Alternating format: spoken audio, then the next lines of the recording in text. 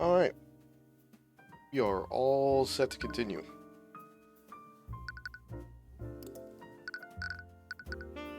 And it is right here.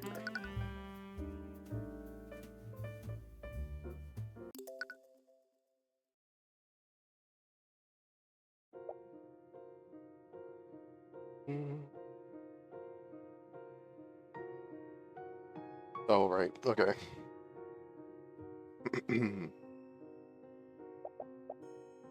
We're definitely lost.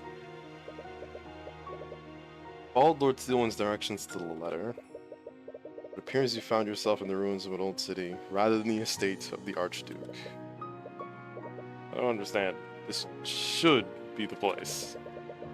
The map even has the giant tree north of here. This can't be the city of Ladon that Vergile mentioned. Doesn't look like anyone's lived here in centuries.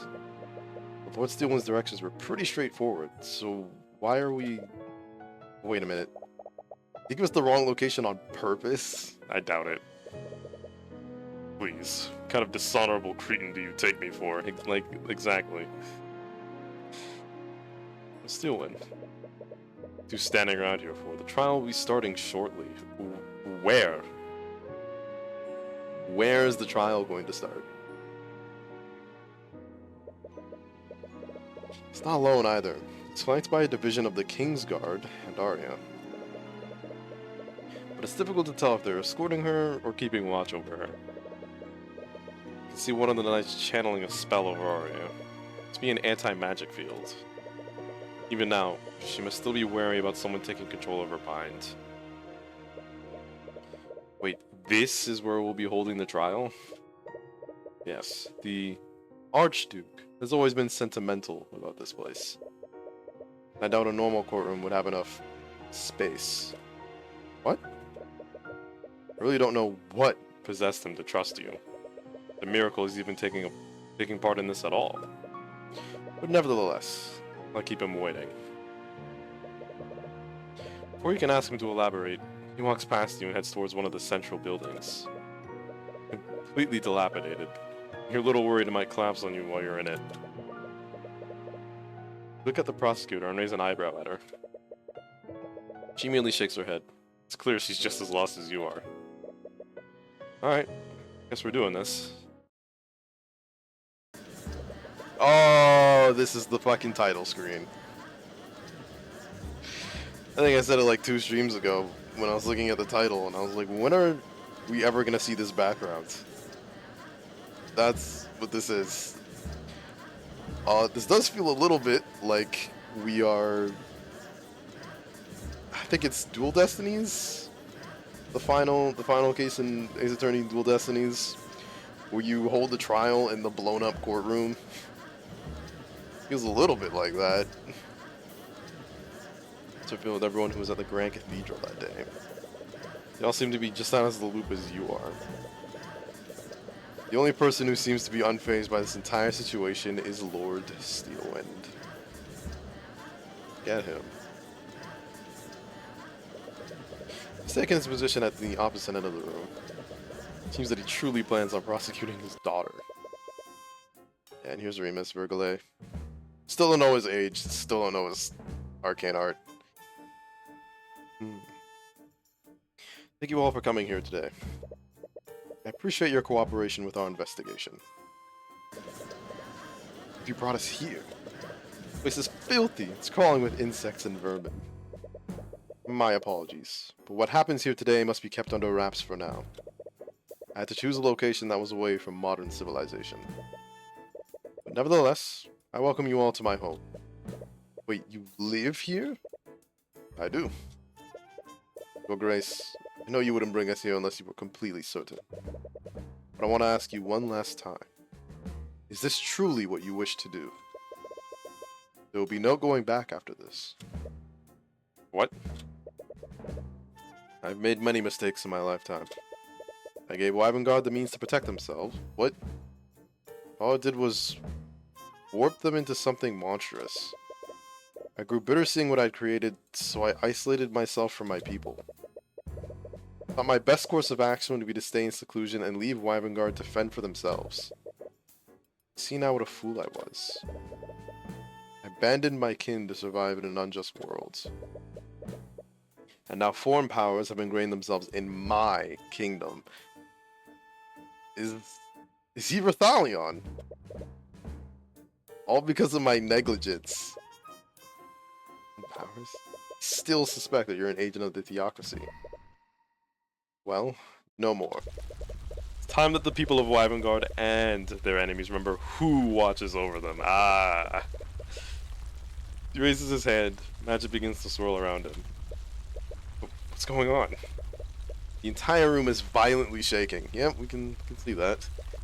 Whatever he's casting, it's unlike any magic you've ever seen before. A blinding light envelops him, but you can faintly see his form changing. It's expanding. And from it... Wait, is that... fucking dragon? Oh, shit. It's a dragon. As the Archduke assumes his true form, the gallery breaks out into hysteria. Some of them kneel in reverence to the ancient dragon, and some of them cower in absolute terror. You even see some of them attempt to flee before they're stopped by the Knights of the King's Guard. Enough! This may not be a court, but I will have order. Ancient dragon. No, you're the last ancient dragon. Correct, Heaven's Ward. I'm the Lord of all lords. You all stand before Rathalion, the Scaled Lord. Holy sh... That's why they didn't give us the fucking age. He's 1,203 years old. Okay. Dragon Judge. You, Miss Vergale, is an alias, I assume, when I walk amongst your kind. Make no mistake, even in my human form, I have always had the strength of an ancient dragon. Until now, only the lords of House Steelwind and the kings of Wyvern have known my true identity. But I will hide no longer. My will alone will determine how this trial ends. If Rathalion is still alive, he said, I wouldn't be surprised. Despite everything, our kingdom's constitution still includes him in our government. Wait. As the savior of our kingdom, he was given an honorary position on our political hierarchy. His authority technically rivals that of the king. So that's why you're acting as the arbiter.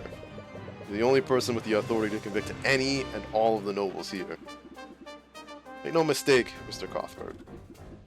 I will remain impartial regardless of what transpires here. I will not interfere in this trial, nor will I try to manipulate its outcome.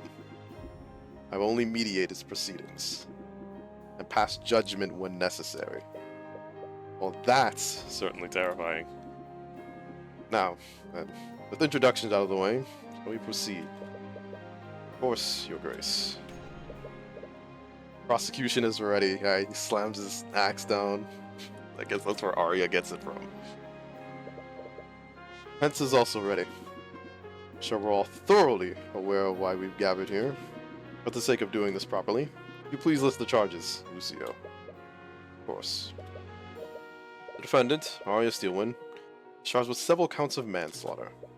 The victims include many knights from the King's Guard who are still unresponsive. And of course, there's Lloyd von Sanctus and Coraline Sybil, the heads of House von Sanctus and House Sybil respectively. This is farce. The trial's been over before it began. And Steelwind clearly overestimated herself. Even a child knows to be wary of mage blight.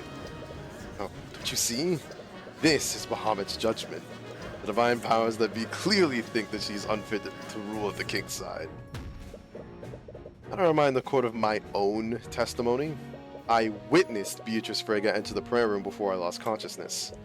Isn't it suspicious that this occurred around 50 minutes before Pierce's death? Objection! Oh shit, he's got a deep ass objection. I'm not gonna mimic his voice, but that's... yeah, if I recall correctly, you only caught a glimpse of her. You don't know if it was someone else disguised in an illusion. You didn't even speak to her. It's all the more reason to call her to the stand to explain herself. She has already testified that she has no memories of what transpired during the massacre. There was no need to drag this out any longer than necessary, Cuthbert. My client has a right to a fair trial, and Beatrice Frega's involvement clearly implies some sort of foul play. Enough. I find Mr. Cuthbert's request to be reasonable, and I agree that Lady Frega's actions are quite suspect. Very well. Let the defense have his battle. I only hope for his sake that his blade strikes true. Why is everything a war metaphor with you? I was thinking the exact same thing. Here she is with her goddamn demon. Beatrice? Glad you're safe, Mr. Cuthbert. Not for the lack of trying on your part. I have no memories of what I did. I hurt you. I am truly sorry. She actually looks pretty sincere. It's not as if this is the first time she's lied to you. To be honest, I'm still a little doubtful about your memory loss. I'm the only one who experienced, but I'm not the only one who experienced it. Arya also has no memories of what happened. How would you know that? Word travels around quickly in the dungeons. What? Regardless, if you truly have no memories of what happened, you testify about what you do remember. Perhaps there's a clue there we haven't discovered yet. Very well. In Marunath. This is my sisters, and my guide, Eris Ilmatter. Also, you got the eerie-ass testimony music this time. Speaking with them in the garden, I suddenly felt ill and lost consciousness. When I woke up, my sisters found me. They said that I'd gone missing for over an hour. Confused, but when I later heard what happened, I realized that someone must have taken control of my body. I have no memories of what happened, and from what I understand, the same thing happened to Arya. To make matters worse, there's nothing that indicates who may have controlled our actions. She's also saying that someone else was controlling her. Well, her testimony does match with what Arya's statement. There's something off about the way she's testifying. If she were trying to lie to you, she would have been a lot more vague. What's she doing? So nothing immediately jumped out to me. But we can talk about Eris. She's been missing since the massacre happened. Really hope she's okay. Oh, make no mistake, she's definitely okay. What makes you so sure? Do you remember anything about what happened to her? No, but it's just a feeling. Enough of your speculation. Tell us what happened next, Freyja. Speaking with them in the garden when I suddenly felt ill and lost consciousness. They were with you. Shouldn't your sisters have noticed this? According to Leif and Miriam, their pet dog was running amok in the hallways. Yeah. He heard Vet and then ran. I left the witness with Ilmatter to chase him down. And when the sisters returned to the garden, both Beatrice and Ilmatter were gone. Remember anything after that? No, I really want to remember, but I can't. You do, but Eris keeps fucking with things. She certainly looks like she's telling the truth. History shows that she's hardly trustworthy.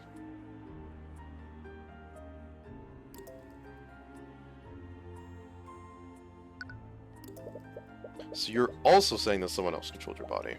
Yes, it's the only explanation for why you saw me in the prayer room. Objection!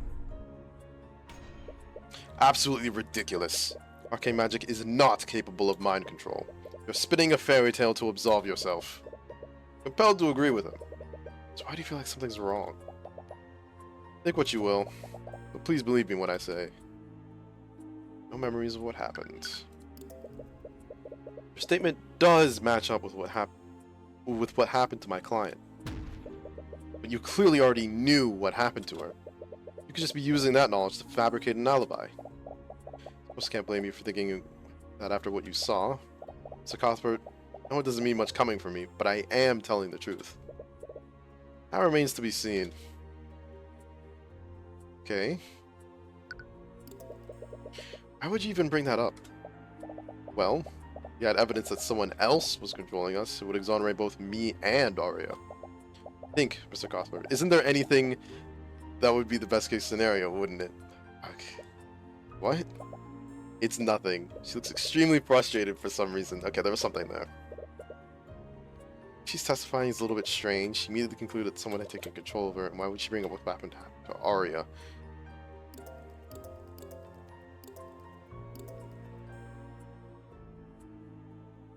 Nothing that indicates who may have controlled our actions. There's a lot of evidence here, but yeah, there's this. Objection! Why would she say something like that? Found the contradiction. It was almost like she gave it to you. Beatrice, you said there's no indication of who orchestrated this. There is one piece of evidence that does just that, albeit loosely. And what would that be? This symbol. You pull out the parchment with the purple mark on it and show it to her. Marwaneth, what are you doing? What's wrong? He's using his powers to suppress our connection. Magic? I can't actually see what you're trying to show me. Marwaneth, can you stop being petty and just let her see it? I don't take orders from you, Heavensborn. I wonder, Sir Cuthbert, what is on that parchment? You see, Beatrice, Arya has been investigating a string of murders throughout the Wyvern Guard. These murders appear to be unrelated, despite how gruesome they are. They all share one thing in common. This symbol was found at each and every crime scene. Objection! Don't tell me my daughter has roped you into her little conspiracy theory. Your mind control defense would be laughable if it weren't downright insulting. Lord Steelwind, during the gap in Arya's memory, someone placed this mark in her pocket. There's clearly some sort of taunt from whoever orchestrated this. Nonsense. She clearly drew that symbol herself during her psychotic episode. I have to listen to her go on and on about her insane theory. She was obsessed with it. Mr. Cuthbert, aren't you curious about what just happened? What are you talking about? Think about it. Why did... My apologies. I don't know why I said that. Is everything okay, Beatrice? Yes, I'm perfectly fine. Anyways, looks like you'll have to figure the rest out on your own. What do you mean by that? There's nothing to figure out. Your Grace, these two are making a mockery of us by spouting these insane theories. Defense clearly has no case. End this at once. Considering what I know, I'd like to indulge this theory. What? I'm only giving you a chance for once. That's a first. Shouldn't waste this opportunity. I've actually been noticing it for quite a while. Beatrice has been acting strangely since the trial began. It's suspicious, but not in a way that seems to implicate her. It's almost like he's intentionally trying to make you realize something. Why don't you pull on this thread a little more? She just asked you if you were curious about what just happened. I'm not sure why she stopped herself when you asked for elaboration. What event was Beatrice referring to? Marwaneth hid the purple mark from Beatrice. He didn't allow Beatrice to see the purple mark. He'd only do that if Beatrice would recognize it normally. Methods are familiar. He used to follow her orders. Things have clearly changed now that she belongs to the Empress of Discord. So why would a demon like Marwaneth interfere like this?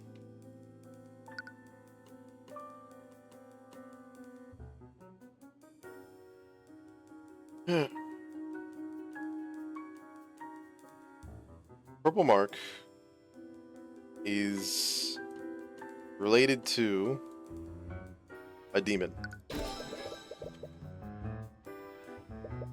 It's the only explanation as to why he would prevent her from seeing the mark. But Arya has been investigating murders throughout Wyvern Guard. Does this mean that her investigation also has something to do with the demon? Arya suspected that each of the murderers was acting against their will. Now both Arya and Beatrice are also claiming they were controlled. Could something demonic control Beatrice? Can't explain what happened to Arya and these other individuals, but you do know why Beatrice might not have full control of her actions. Beatrice lost their memories due to a blood contract. No? You haven't all that reason you'd like to. There must be something a demon can do to compel another person to act a certain way. Yeah, it's like...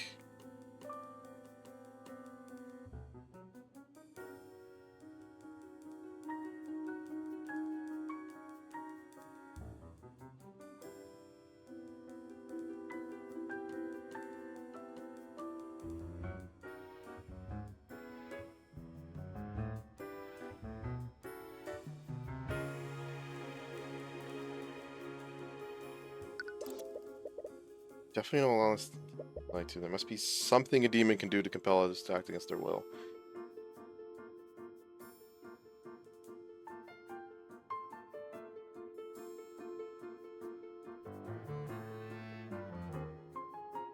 Get something demonic control being.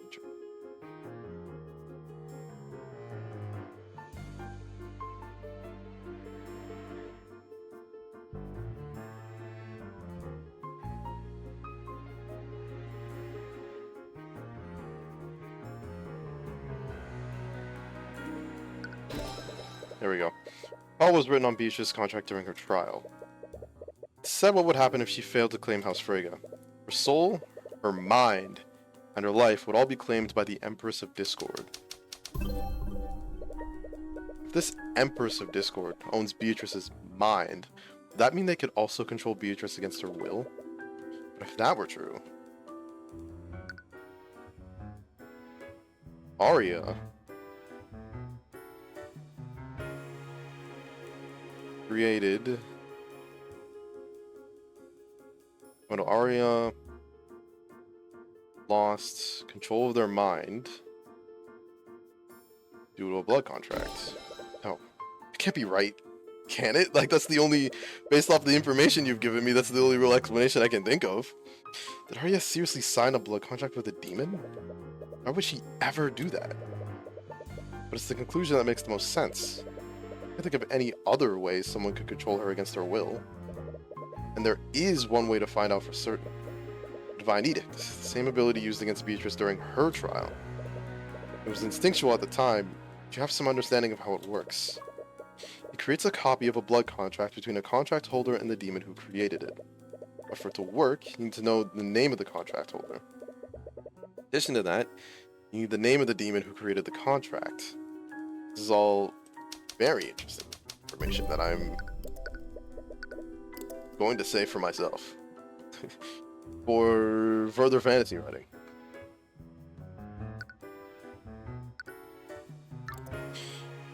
Which demon did Arya make a blood contract with? Right now you're relying on guesswork. Going off what you know, the demon who made the contract must be the Empress of Discord. The so-called Empress of Discord. She was mentioned in Beatrice's blood contract, but you still have no idea who or what she is. She's a archdemon, demonic prince. Like, that's just a guess. However, she was mentioned in the blood contract created by Marunath. She must be his superior in some way, yeah. That might explain why Marunath doesn't want Beatrice to identify the purple mark. I'm not sure if it's a pseudonym, if a pseudonym is enough. That's the closest thing you can get with what you know so far. Awfully quiet for a while, Mr. Cuthbert. You're thinking about probably imagining new ways to futilely stall for time. I think I finally figured out why the witness and the defendant can't remember anything. It would also explain why they didn't have control of their actions. Objection! Again with this. You're so convinced of my daughter's conspiracy. Why don't you prove it? I knew it. Even you don't believe in the nonsense you're spouting. What's the one? I want to be wrong about this. If I'm right, the implications don't bode well for anyone involved. So instead of telling you, I think it would be better to show you. Empress of Discord, wherever you may hide. Damn it. Knew you could do it. By the Eye of Horus, I issue upon you a divine edict. Release thy guards and manifest your blood contract with Arya Steelwind. Got it! Okay, what the fuck is up with this thing? Blood contract. Seems strange, unlike Beatrice's contract. It's only one page. It's a large empty space at the top half of the page. There are only a few sentences at the bottom. person who hands the contract to Arya Steelwind will be referred to as the patron. Sign this contract, Arya Steelwind surrenders her mind, body, and soul to the patron. This contract will bind Arya Steelwind to the patron as long as they both live. It's signed with Arya's signature. So the top half is hidden from us for some reason. No. This can't be true. This is... Oh, that's a... Alright, that's a pretty good order in the court. Fucking roar. Everyone will shut up. You know, stop prattling amongst yourself. Objection! No, this is a sham. This wretch has clearly created a convincing fabrication. It's genuine, Lucio. It's impossible to falsify something like this. You can't deny the truth anymore, Lord Steelwind. There is a way to control someone else's actions. Arya Steelwind wasn't affected by Mage Blight. She was controlled against her will. Yeah, he's going through it. I can't hate him. This evidence, there's no doubt that Arya did sign a blood contract, but it still doesn't make sense. I agree. Even if Arya was the type of person to sign a contract with a demon, there isn't a single part of this contract that benefits her. Arya signed this contract.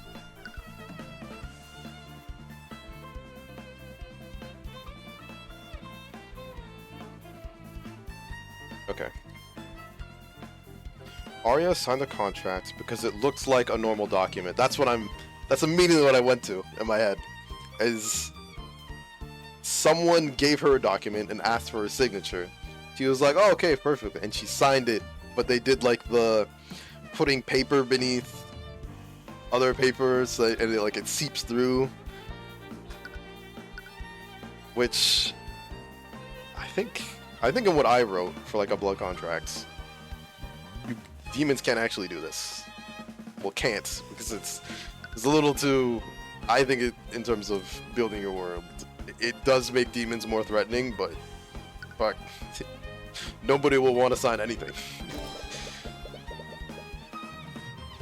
Large empty space above the terms of your daughter's contract. When I issue a divine edict, it creates a copy of the blood contract that I call for. I think when she was given this contract, it probably looked like something entirely different. Something else was written in this empty space to make it look like a normal legal document, which means that my client was not in control of her actions that day. Objection! Oh boy. Enough of this. All of you. You see now, Lord Steelwind. Arya was not responsible for what happened. That remains to be proven. What are you talking about? It's a blood contract that relinquishes control of her free will. Not having control and not being responsible are two very different things, Cuthbert. This is true. What? I'll admit, the defendant may not have had control of her actions when she murdered the victims. However, she did have full control of herself when she signed this contract. He's really pissed off. Yeah. Hello, you're Azario. Alright. I don't know if you've been lurking, but we got a dragon as a judge. It's Dragon God. Serious? No one in the right mind would willingly sign a contract like this. What of Beatrice Frege? Was she in her right mind when she made a contract with the demon Maronath? Yeah, she was. But she had goals that she wanted accomplished, and thus she took the risk. What goals was Steelwind trying to accomplish with this? We can't hold the defendant responsible. Surely we should also acquit Lady Frege for the murder of her father? That's hardly the same thing. I, for one, Failed to see the difference. A fool made a deal with a demon, and as a result, several esteemed members of the nobility were killed. She's your daughter, Lucio. And how does that change anything?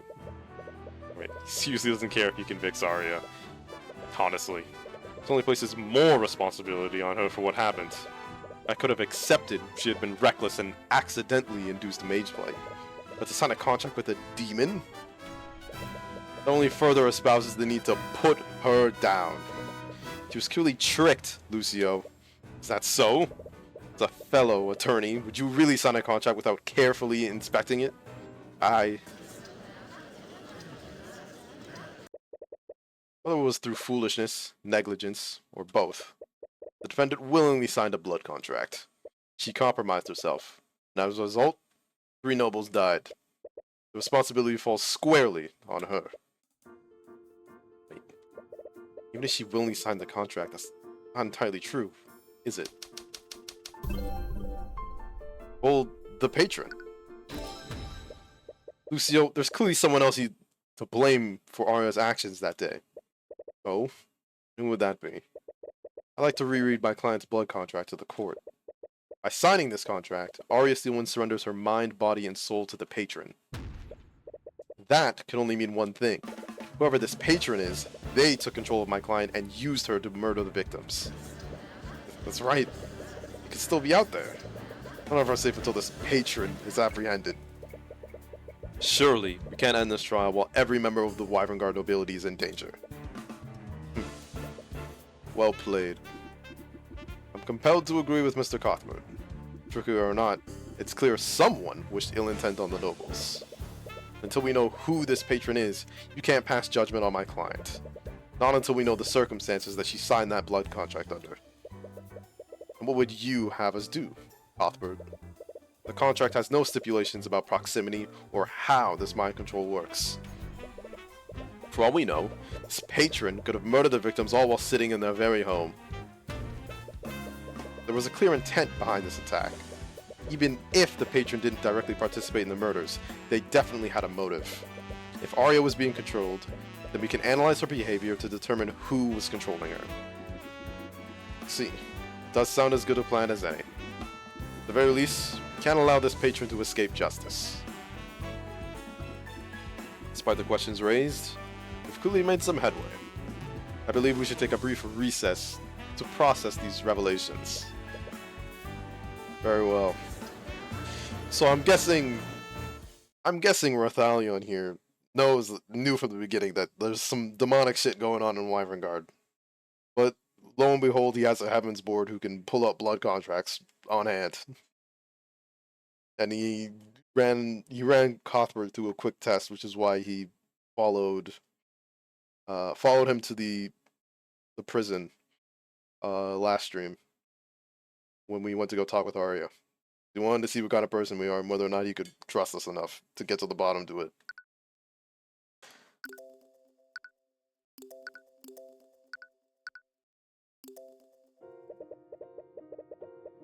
Step outside the Scaled Lord's lair to get some fresh air. These new revelations are a lot to take in. Cess looks especially down. What you've observed, she and Arya have been speaking to each other a lot. They must have become friends over the many times they've met. Can't imagine how powerless she feels right now. Can't imagine how Arya feels right now. Arya, I'm so sorry. Don't be. Her voice begins to break. She's always been stoic, but it's clear even she has her breaking point. Can't imagine what you're feeling right now. But there's still hope. Find out who did this to you. We can still save you. Do you remember if you signed anything recently? No, I don't. Damn it. The patient must have wiped your memories to cover their tracks. I still don't understand. What if I don't remember signing that contract? I don't think I would be that careless. Right. As much as I hate to admit it, Lucio was right. You're turning like me, and we always carefully look over contracts before we sign them. Which raises the question of how the patron got your signature. I don't know. Damn it. I don't even know the circumstances you were under when you signed that contract. For all we know, the patron could have used any number of tactics to coerce you into doing this. That's also possible. And if that's true, with my business class, legal environment for international business, signing contracts. If you're under duress when you sign a contract, it's null and void. We could totally dispute this. but we'd have to put our soul on the line, which is I think that's what Eris wants.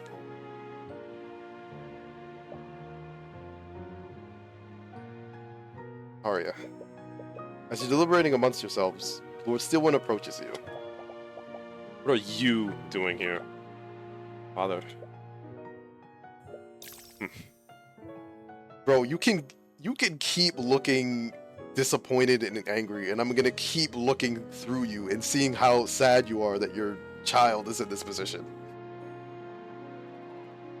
Like, you cannot be forced into signing a contract. You don't.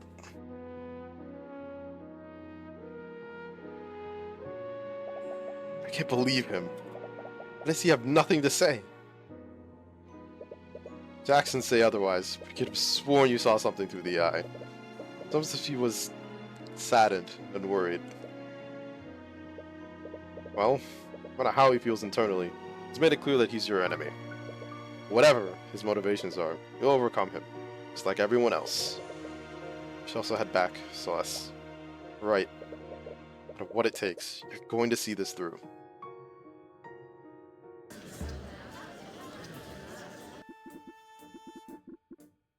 Court is now resumed. Should we pick up where we carried off? How would you like to proceed? I think we should review what we do know about the murders. We do have a plethora of witnesses to work with. That's correct. Let's start from the beginning. I'll begin at noon yesterday morning. My house in Rathholm, when Arya, my bodyguard, Celeste, speaking with them when a courier suddenly delivered a letter to my home. It's from Garrick Pierce. He wanted to meet with me and Celeste at the Gant Cathedral of the Scaled Lord at 2 p.m. Make sure we were on time. We arrived at the Grand Cathedral at 1 p.m. At the time, we didn't know that the cathedral was closed to the public. But the Knights Guard in the cathedral allowed us through anyways. Apparently, they were expecting us. That should not have been possible. Due to the solemnity.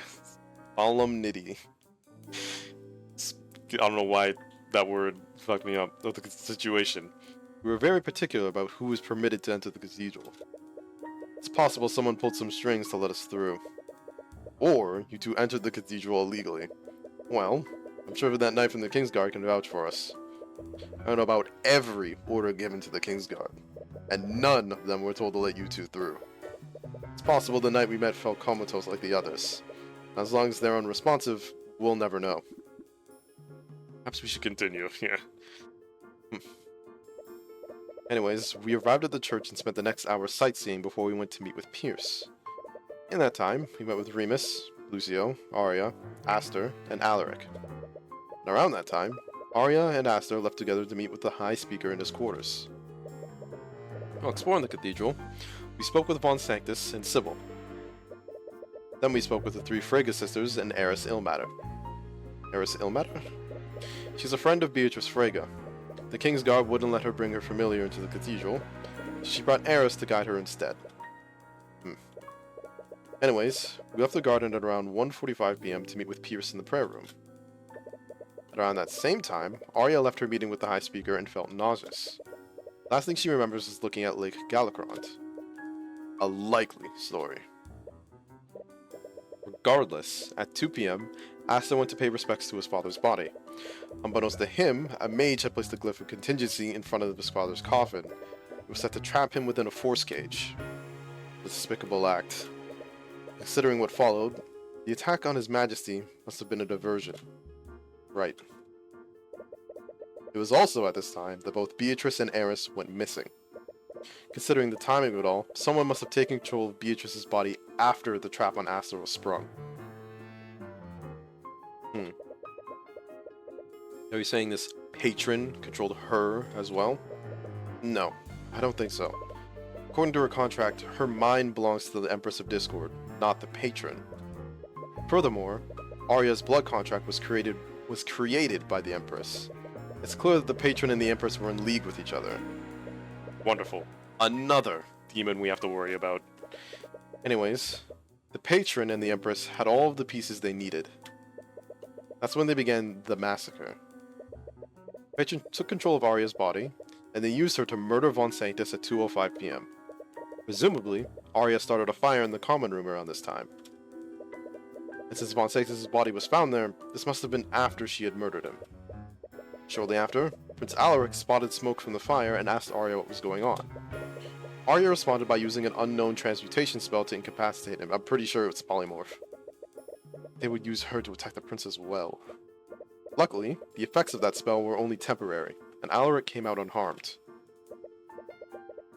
After this, the patron used Arya to murder Sybil at 2:15 p.m. She brought Sybil's body to the westward balcony, where she dumped it into Lake Galacron. High Speaker Arceus witnessed this, but he wasn't aware of what she'd thrown off the balcony until much later. High Speaker thought this encounter was strange, but he continued with his business.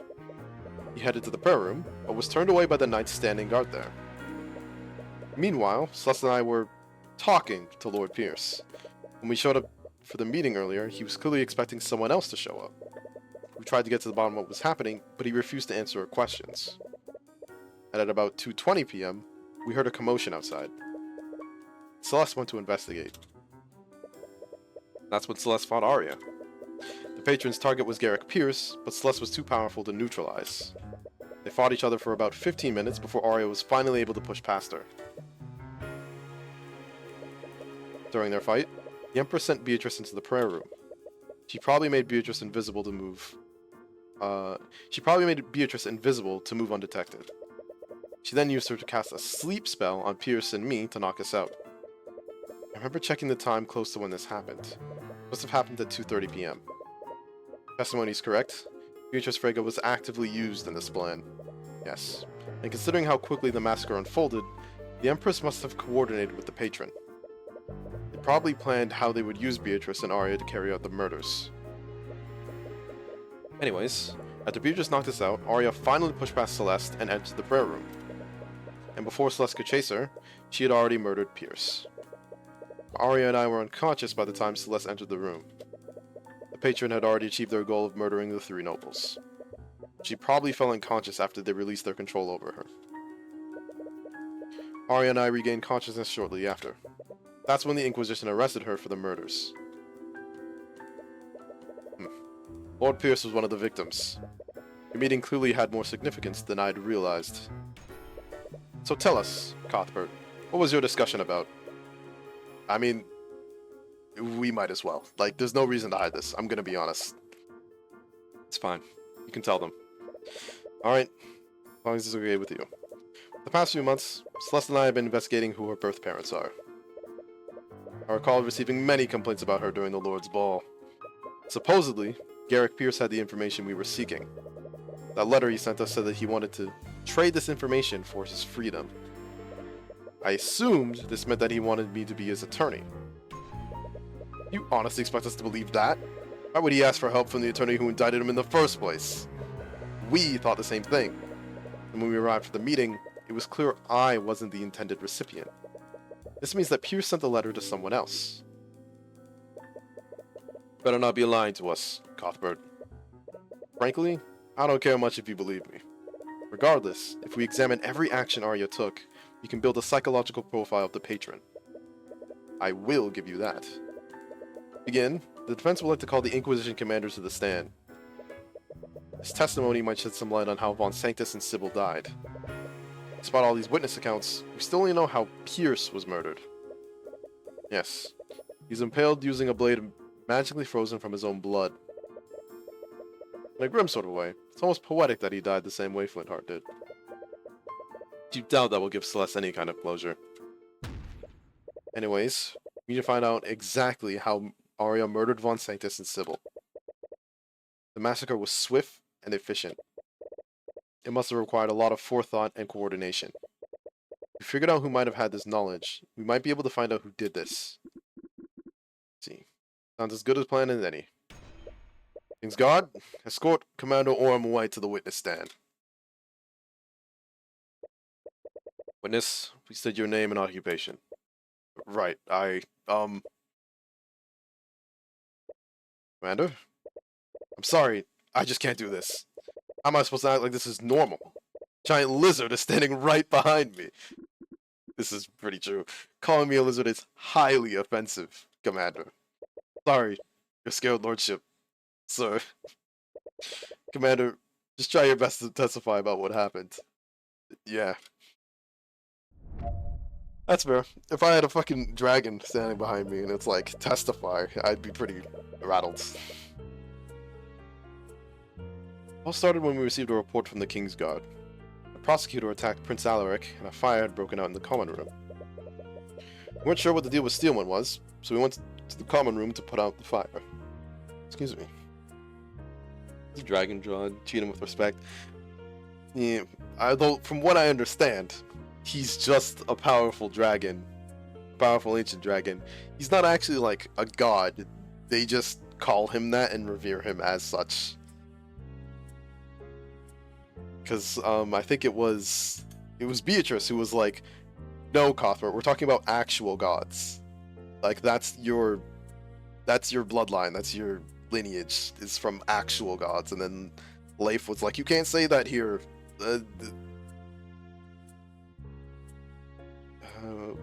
Hold as well. We weren't sure what the deal with Steelman was. We went to the common room to put out the fire. When we got there, we noticed a bunch of unconscious knights in front of the prayer room. To the prayer room, that's when we found Steelman and Cuthbert unconscious next to Pierce's dead body. We later found the bodies of Von Sanctus and Sybil too. That's when we realized that she'd offed all three of them. So you still have no idea how Steelman was used to murder Von Sanctus or Sybil. Not a clue. Especially worse for Von Sanctus. That fire burned a lot of the physical evidence off of his body. What about Sybil? Was there any physical evidence on her body? No idea about that either. She didn't have any wounds either. All we know is that she died of suffocation. There's definitely more information you can glean from their investigation. That sounds like press. This is mainly based on Prince Alaric's testimony. Am I correct? Yeah. So I have no idea what transmutation spell she hit him with. Judging from the time of the report, this must have been well after all three of the murders occurred. Yeah. It's unfortunate how that played out. Steelman really was controlled. Whoever controlled her knew how to get the job done quickly. Here's the question of how they did this so efficiently. Is that wise? Regardless of who it was, someone assaulted a Prince of Wyvengard. We were already dealing with the king who was trapped in that force cage. Honestly, a lot happened in that hour, and most of our attention was focused on keeping the royal family safe. I already conclude that the attack on the king was a distraction. Whoever orchestrated this must have known we'd focus our attention on keeping the royal family safe. Suppose that makes sense. The casualties still included many knights from the King's Guard. They probably had to spread their forces thin to protect everyone else and handle the fire in the common room. What did you do when you arrived at the common room, Commander?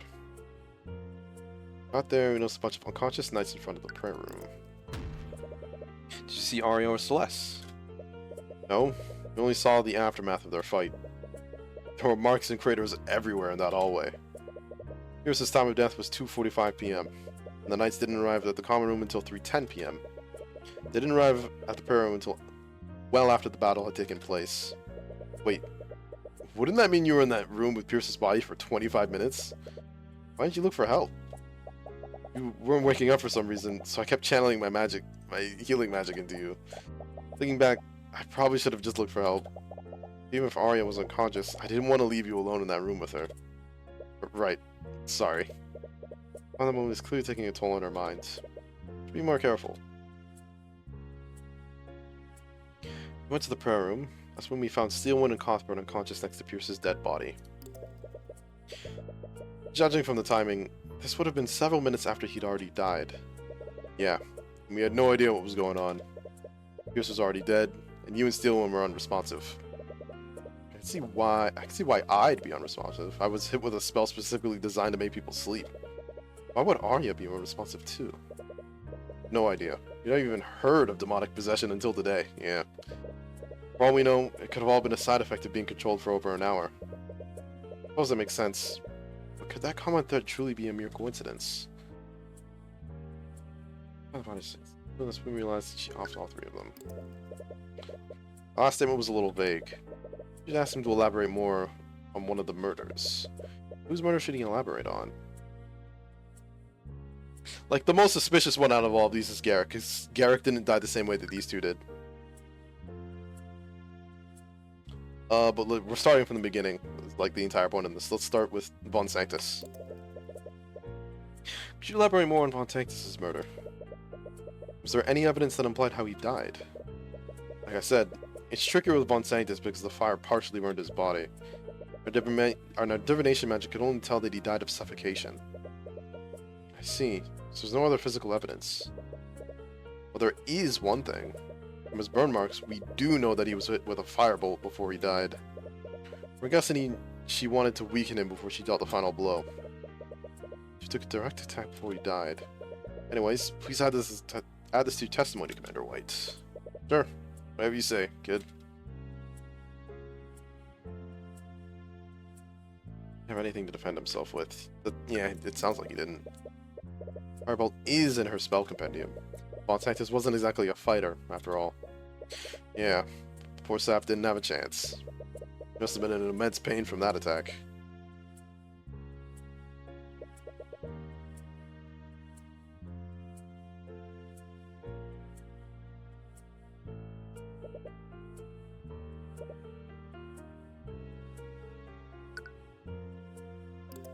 Okay, so he didn't have anything to defend himself with. His spell compendium. Mage Blade, he had Force Cage. Wait, does Arya have Force Cage? Force Cage? Hold on. Arya doesn't have Force Cage.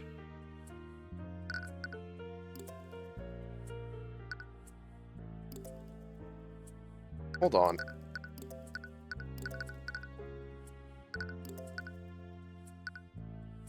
Objection! Yeah, I got it. That's strange. What is it now? Commander White, you said that the Steel One attacked Von Sanctus with a firebolt before she suffocated him. Yeah, she probably wanted to injure him so he'd be easier to subdue. But that's what I find strange. Von Sanctus knew he was under attack. So wouldn't he cast Force Cage to repel her? Guess that's true. Von Sanctus was hardly a warrior, Cuthbert. Force Cage is an extremely useful spell, but it has to be aimed. He was hit with a firebolt. He must have been in immense pain. I doubt he'd be able to think clearly under those circumstances. I'd normally agree with you, but the crime scene tells another story. There's a whole bunch of, like, it's all over the place. There's a whole bunch of fireballs. What do you mean, Mr. Cuthbert? What implies that Von Sanctus cast Force Cage? Because of the thing on the floor.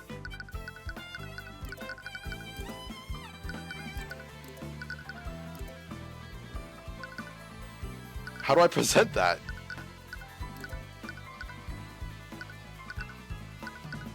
Is it on his body?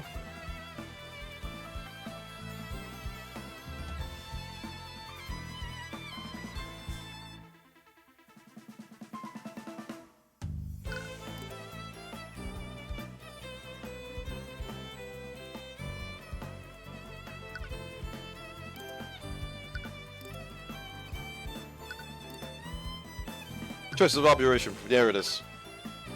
Why suffocate him when he could have been burnt to death? There's that too. Like, she knows plenty of, like, she knows fucking this cool ass Steel Wind Strike. She knows this spell. So the fact that she killed with suffocation is pretty weird.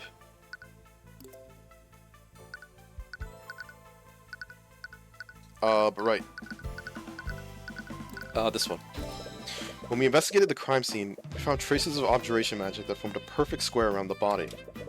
I'm sure if we measured the dimensions of that square, it would be 10 feet by 10 feet. Same length and width as the cube created by Force Cage. Like you said, he was in no shape to aim it. So he cast Force Cage on himself to create a makeshift barrier. Objection! Nonsense. If Von Sanctus had cast Force Cage on himself, he should have been protected from further harm. The defendant wouldn't have been able to suffocate him after that. Perhaps there's some way to bypass Force Cage. And once again, your ignorance of the arcane arts is made apparent. Force Cage is one of the most powerful objuration spells in existence. It can't be dispelled, and no one can teleport into or out of it. Right. Aster was also trapped in a force cage, and he had to wait for the hour duration to elapse. So how did Steel One suffocate him? Wait. If force cage is a perfectly enclosed space, is it possible that he ran out of air? That would be a glaring weakness. House Von Sanctus obviously designed that spell to allow oxygen through the barrier. And before you ask, poisonous gases can't be pushed through the barrier either. Only oxygen can travel through it. Right.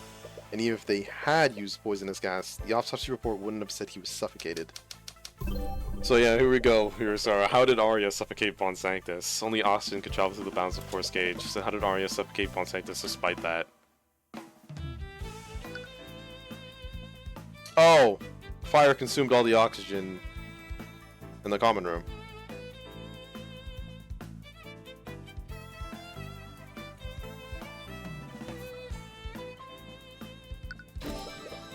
Force gauge is specifically designed to allow oxygen through its barrier.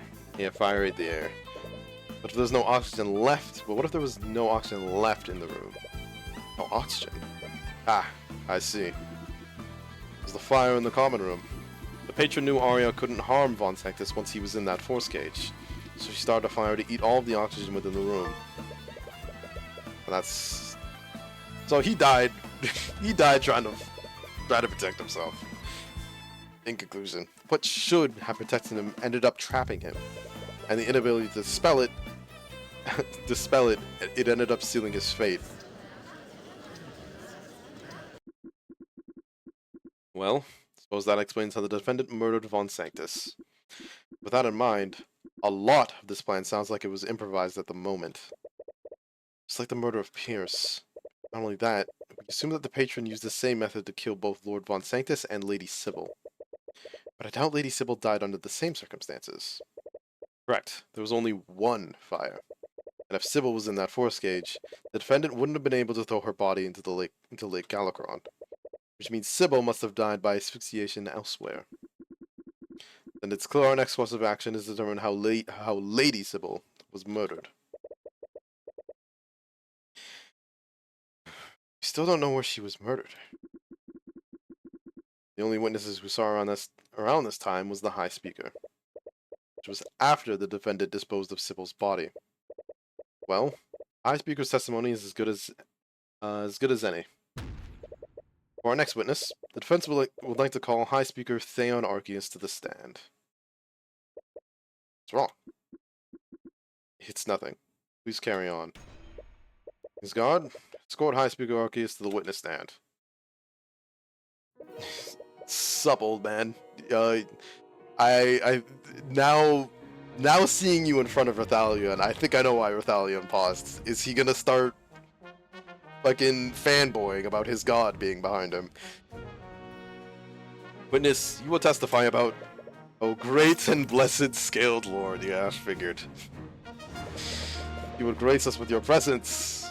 Oh my god. Forgive me, Lord Athalion. I spoke out of turn. You think I'm an arrogant fool. Wow. Looks like the witness is smoozing the judge for once. How many times do I have to tell you people that I'm not a god? Yes, I revere and serve the god of dragons, but I'm not Bahamut's avatar. But, the Scaled Lord, I'm just a dragon. I'm not even a powerful one. What? I'm not a deity. It's humility. That's exactly what Bahamut's avatar would say. I swear to God. He even swears by the god's name. Lucio, please handle this. Perhaps another approach is warranted. High Speaker Arceus, the great and powerful Rathalion, calls upon you today. We require my blood? Of course, I will gladly give my life for the Scaled Lord. What? No! Fucking expression. It's fucking new. He's a humble dragon for sure. He's humble, but he doesn't seem like the type to be too... Okay, well no. I don't think he's humble. I just think he's speaking a matter of fact. He hasn't given any, reason to lie. And he just seems like a good dragon. That's just kind of it. Of course, my blood could never be enough. Would you just let me... I will do as you wish, my lord. Might take some time, though. I'll need some time to gather some followers and... Big roar. Oh my god, we just wanted your testimony. Just tell us what you saw. Just tell us what you saw when Miss Steelman was at the westward balcony yesterday. Oh, I see. If that's what you truly wish, my lord. I wish we would ignore how ready he was to commit mass murder. This is such a random cut, but fucking Sword Art Online abridged. By Something Witty Entertainment. The fucking... The leader of... Not the leader. That guy, that game review guy, who did Piece of Schmidt Games. And now he was so ready to just go and kill a bunch of orphans for blood. To go and sate a ghost that didn't exist because he was in a fucking video game. Enough, dude. That's what you saw. Exactly what you... I don't know. No one knows what I'm talking about. I'm being stupid.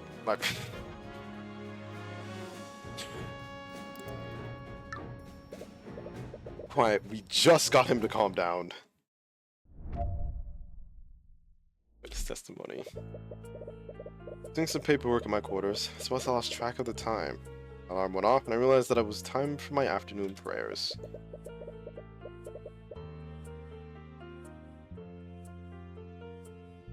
I began heading to the prayer room when I spotted Lady Steelman looking over the westward balcony.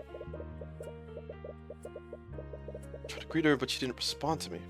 That's when I noticed she was pushing something large over the balcony and into Lake Galakrond.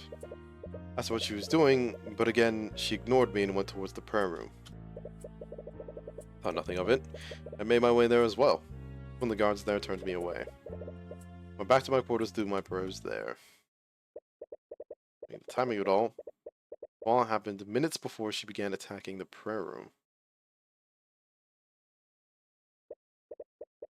Yes, I consider myself lucky. The Scaled Lord must have graced me with divine luck. Please, just stop. Considering how quickly she was moving, there has to be a reason why she waited there. Was she waiting for the High Speaker to leave? Perhaps you should closely examine the timing of these events.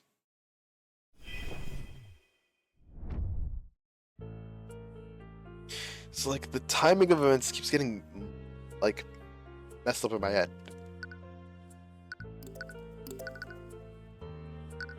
It keeps getting muddled.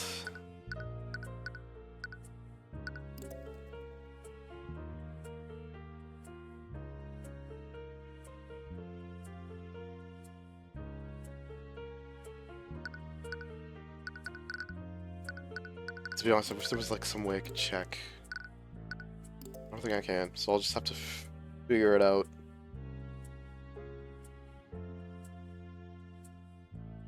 Seen the abridged is away.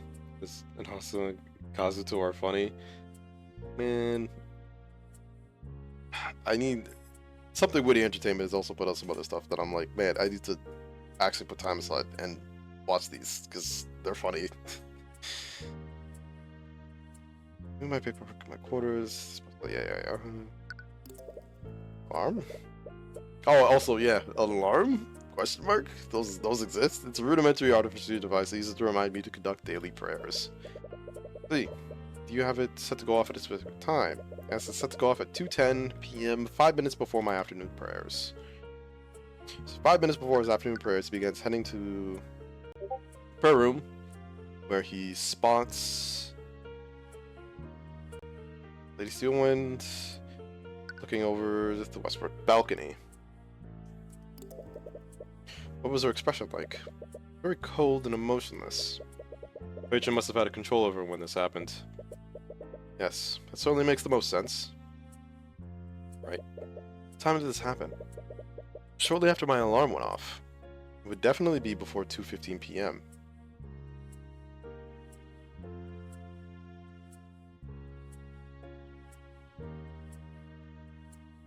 The reason I'm pausing is because, like, I was thinking, Arya wouldn't sign... Yeah, she wouldn't sign stuff haphazardly. But what if she was distracted by, say, the presence of the prince next to her, and they were signing the marriage certificate, which makes this guy... It would make this guy my prime suspect. Alright, shortly after my alarm would definitely be before 2:15 p.m.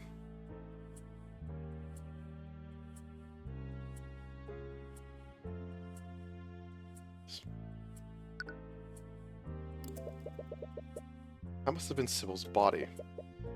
Suppose so. You don't sound so sure of it yourself. It's just that I recall Lady Sybil's garb to be much brighter. Meanwhile, the thing I saw Lady Sylvan throw over the balcony was much darker. Right, you mentioned that before. It's clear that it was just a trick of the sunlight. The balcony is directly above where we found Lady Sylvan's body in Lake Galacrond. You obviously saw the defendant dumping the body. What else could it have been? Yes, suppose you're right. That's what she was doing. She went to the prayer room. The patron was probably trying to keep her on track. I'm surprised she didn't attack you. Even if the patron was trying to frame her, she hadn't killed Pierce yet. Yes, I'm a little confused about that myself. Perhaps I should just be happy I came out of that encounter unharmed. Anyways, how long did you talk to her? Our encounter was very brief since she was ignoring me. It couldn't have lasted for more than 2 minutes.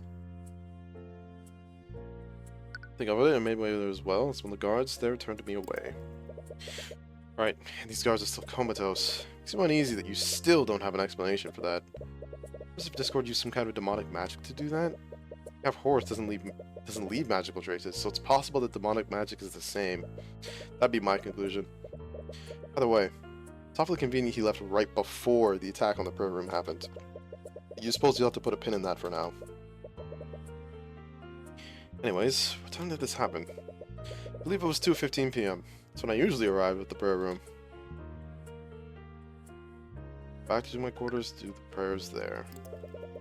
You in your quarters during the massacre? Yes, as I mentioned before, my room is magically soundproof. My guards and I were woefully unaware of what was happening. We didn't know what was happening until some members of the King's Guard came to inform me what had happened to the king. Members of the King's Guard were there with him, and he mentioned that his guards were there too. We can all probably verify this, but it's still a little hard to believe how close he came to harm that day. Anyways, how long were you in your quarters for? I waited there until the King's Guard notified me that it was safe. I think I waited there until 3:15 p.m. Yeah, around the time Arya was arrested. A small time frame between Sybil's death and Arya's attack on the prayer room. His testimony could make a huge difference depending on when each event happened. You should see if he remembers the exact time each part of his testimony occurred.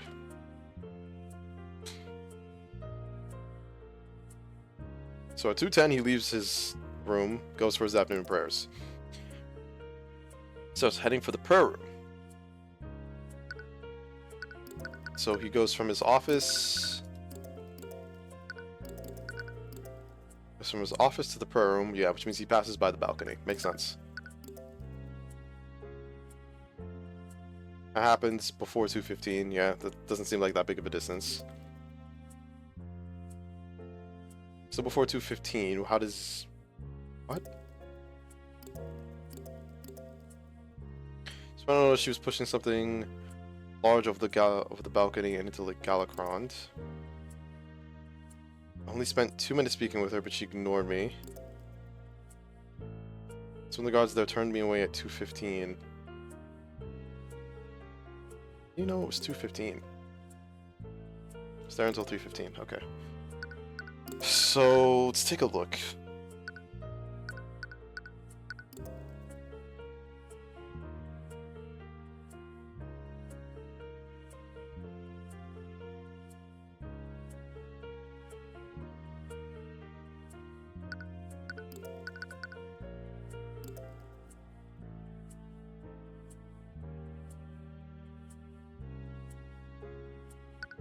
Yeah.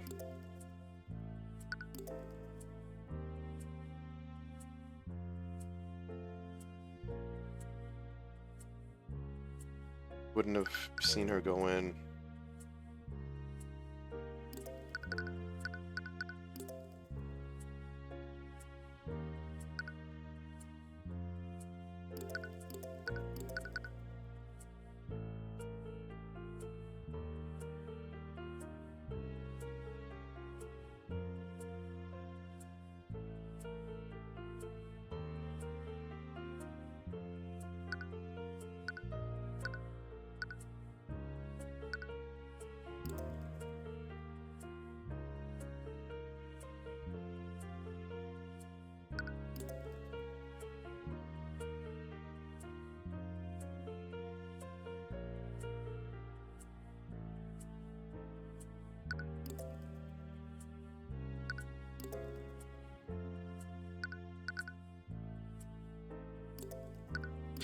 Gah! It's a timing of events thing, but I don't know what it means. Or what I'm just looking for.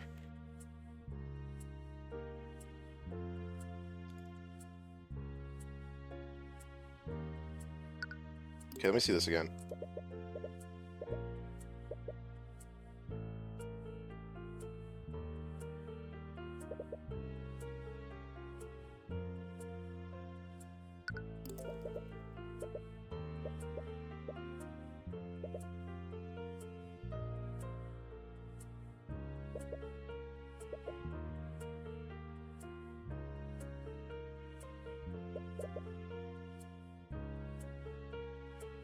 Sybil's death and Arya's attack on the prayer room.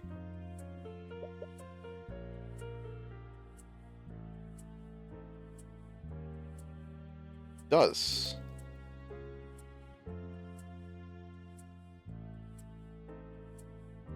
Like between 2:10 and 2:15, he sees her throw the thing over.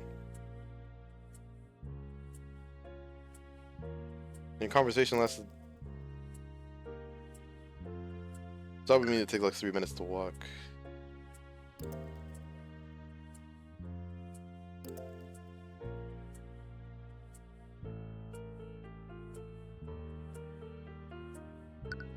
Why?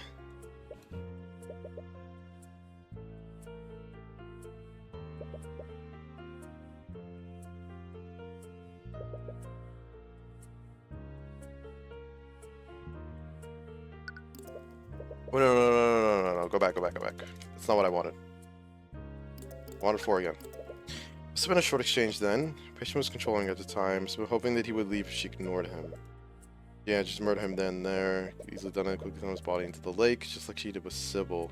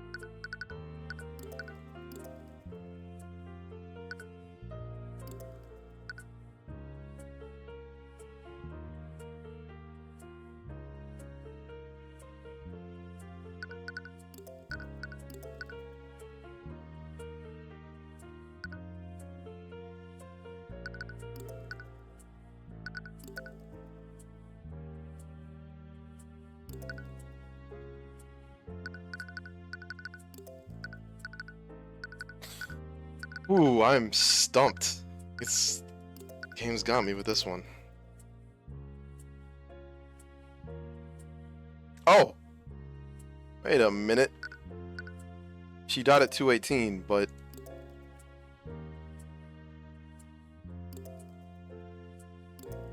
she threw something over the edge at 2:15.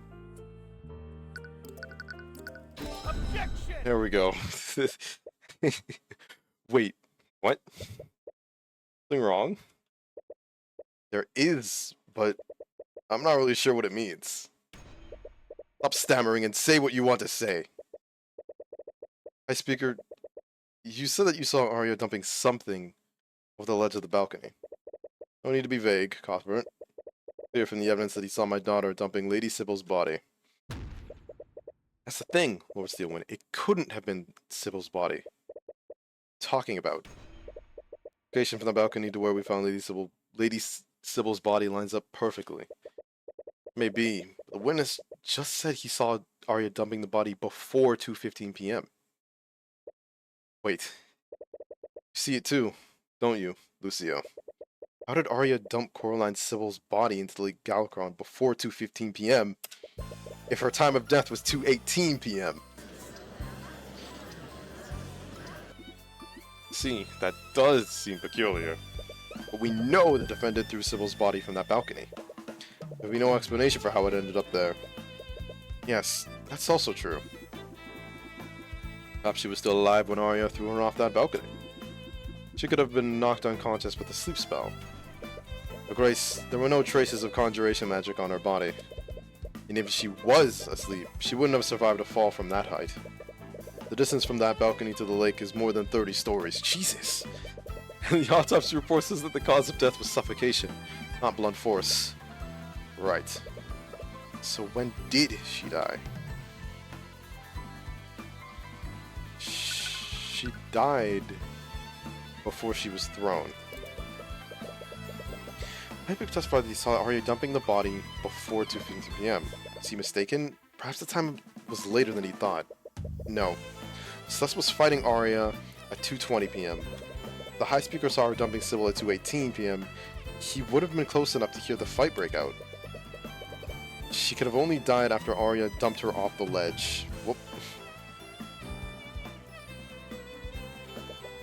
So when did she die? After she hit the water. She must have died after she hit the water. But Mr. Cuthbert, Lucio just said that she would have died upon impact. That's assuming she didn't do anything to lessen the blow. She might have had the opportunity to cast a spell to protect herself. That might explain why her body isn't as damaged despite falling from such a great height. Objection! Again, that doesn't match with the evidence. Lady Sybil's spell compendium contains the spell Slow Fall. If she had the opportunity to cast a spell, she would have used that spell to slow her descent, and she wouldn't have taken any damage from hitting the lake as if she'd done that. That's a really good point. But just indulge me for a second. Stone skin. I was thinking about this, because this debris near the balcony. I think the dark thing that the... I'm just gonna say the Pope that he saw thrown over the edge was Lady Sybil covered in the stone skin spell.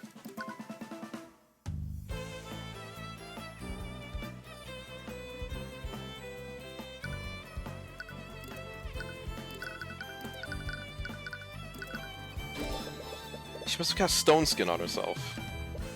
Stone skin? I recall, the High Speaker mentioned that something was strange about the object Arya threw over the balcony. It was much darker and didn't match with Sybil's usual garb.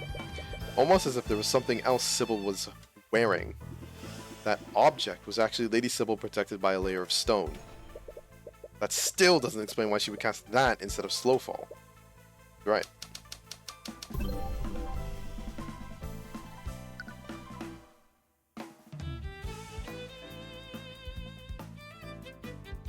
Sybil cast Stone Scar before being thrown into the lake. She cast Stone Skin on herself before she was thrown into the lake. Arya must have attacked her, and she cast the spell in response. That would protect herself from the Steel Wind Strike. That doesn't seem quite right. What do you mean? It might not seem much, but I saw that the object Arya dumped was stiff and motionless. If it had been Lady Sybil, she would have been struggling against her, wouldn't she? That's a good point too. The High Speaker saw Arya dumping a motionless Sybil, but if we assume my logic is correct, she would have also still been alive. Why was Sybil motionless despite being conscious? So why wasn't she struggling against Arya? Rudolph? What?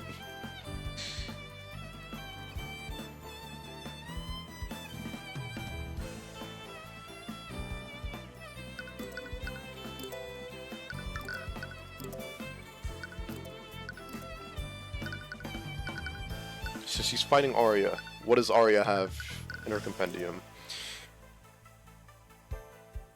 Hold creature. Aha. Arya, well, Sybil was affected by a spell. She must have been affected by a spell. And considering it kept her from resisting Arya, the patron must have made Arya cast that spell on her. This is pretty easy. Hold creature. It was Hold Creature. Sybil must have cast Stone Skin on herself when Arya attacked her. The patron must have known that Arya couldn't physically damage her like that, so they ordered her to restrain Sybil with that spell. And Sybil died by suffocation. That's right, Lucio. Even if she was restrained, Sybil was still protected by using Stone Skin. That would have left only one option for the patron.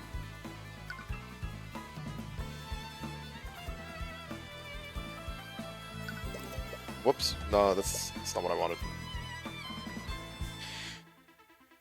How did Sybil suffocate?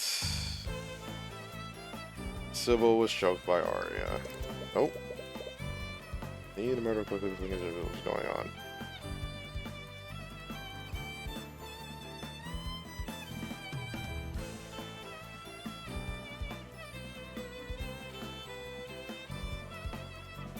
What?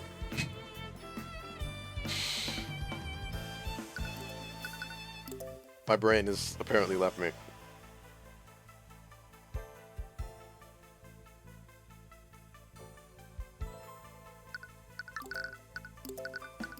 What's one spell do? Unable to move their mouth to speak, but you can still breathe, I assume. Because it's not as though I don't think... Yeah, during the Redmond case, I don't think Steelwind would have cast a spell if it would have just fucking killed Redmond. So, it's obviously not the spell.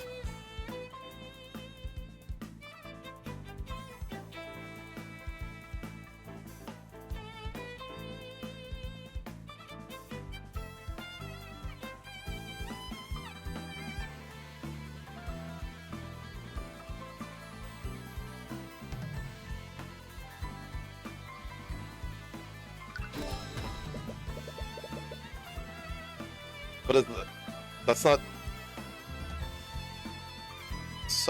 Okay, this is gonna have to explain this to me. Because I'm like, if she died by suffocation, wouldn't... But she didn't die by drowning. What? Am I misunderstanding how drowning works?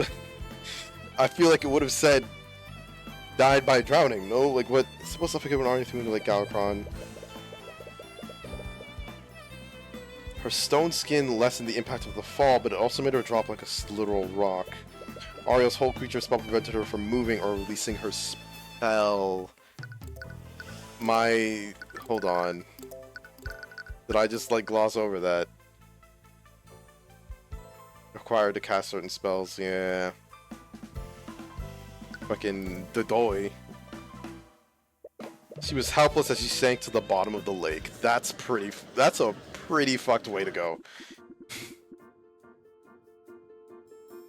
That covers all three of the murders then. Yes. Von Sanctus suffocated to death in his own force gauge. Lady Sybil drowned after Arya cast Hold Creature on her. And Lord Pierce died after being wounded by a blade created with shape liquid. The only common thread I see is that the patron used some of the victims' magics against them. But how does that connect to Pierce?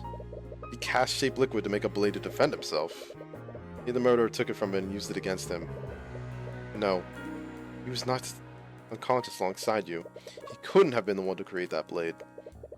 Anyways, whoever did this had an in-depth knowledge of each of the spells they used to defend themselves. They knew that Von Sanctus couldn't dispel his own force gauge, and they also knew that he still needed oxygen from within it. And in Sybil's case, they knew Arya couldn't physically harm her once he had Stone Skin active. They also knew that a Hold Creature would prevent Sybil from dispelling her own Stone Skin.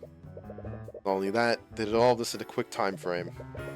Von Sanctus and Sybil died within 13 minutes of each other, and if Arya hadn't encountered Celeste, Pierce might have died just as quickly. Whoever did this had an in-depth knowledge of high-level magic. Not only that, they came up with creative ways to bypass the defenses put up by Von Sanctus and Sybil. Yes, they had the ability to react quickly and decisively. But considering the circumstances, that hardly narrows it down. Several members of the Four Pillar families were present that day. Each and every one of them studied at the Imperial Academy. They would all be knowledgeable in magic and its applications. Something they're saying isn't sitting right by you for some reason. There's something there, so why can't you see it? It's no use. You can't piece it together yet. You're not finished yet. It's another angle to this. Consider who the patron did and didn't target. Victims were Lord Von Sanctus, Coraline Sybil, and Garrick Pierce. It's a similarity that we can draw between at least two of them. Well, Sybil and Von Sanctus.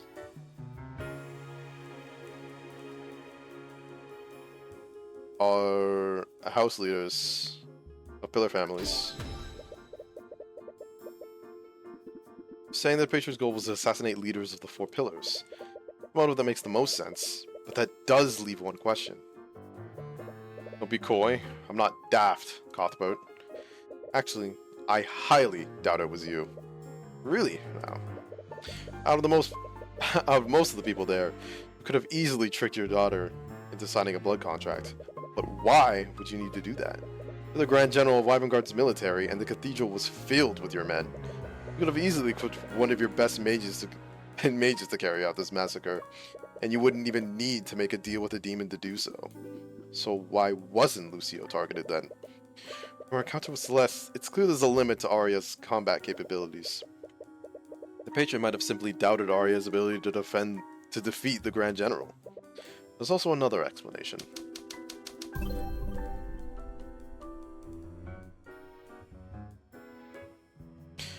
The Patron wanted to frame... Okay, think about... What were Steelwind's actions that day? Do we have anything... Well, Lucio's actions. Do you have anything about that, or no? Nothing written down.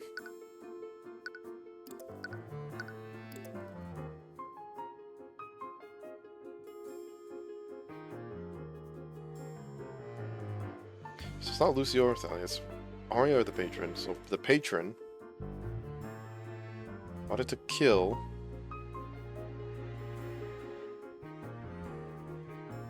the victims using Arya. Framing the house deal and bring down that house as well. Yeah. So if they managed to get Arya, but it's not as though Arya can. There's no way Arya's good. Just based off of looks, I don't think Arya can beat her dad. So I'm thinking it's this.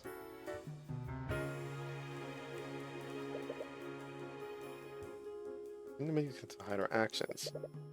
They wanted people to see her, so they wanted to frame the victims using Arya. They wanted to frame House Steelwind using Arya.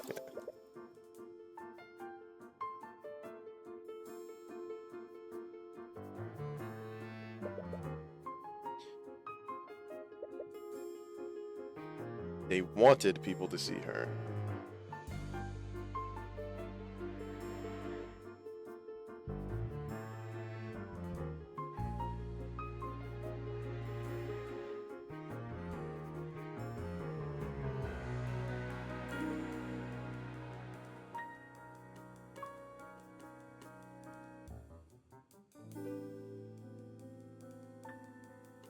Richard wanted to frame House Steelwind to make them suffer?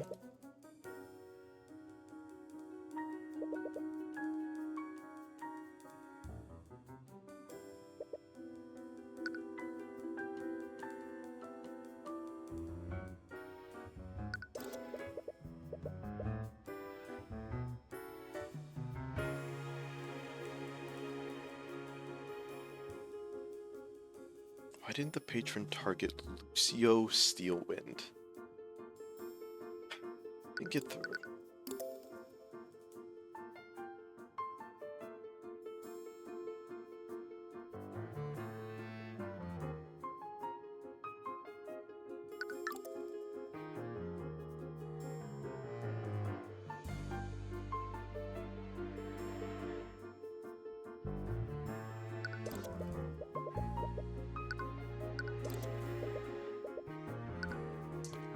I'm really confused.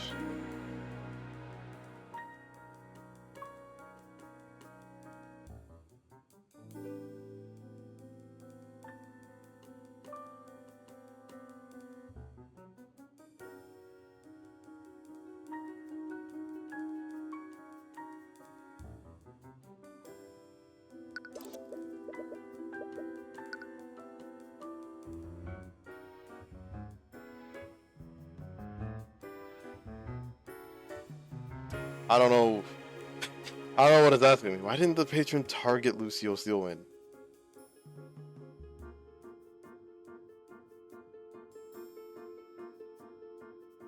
The patron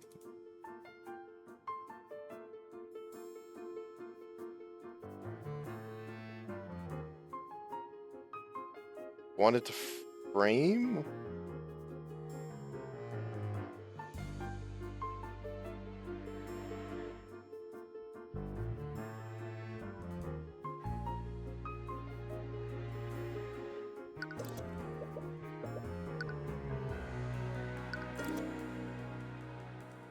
Yeah.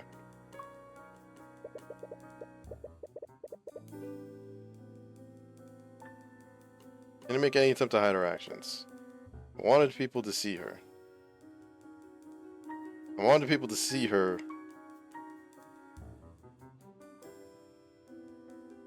I wanted to frame Arya. Using Arya for the murders to make them suffer. This is the first time in the game that I'm doing this. From the nobility. Using Arya. Okay.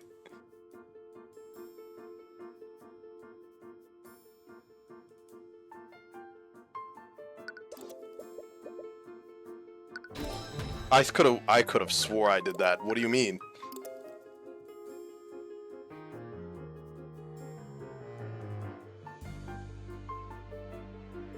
Okay, I guess it has to be a specific line. But alright.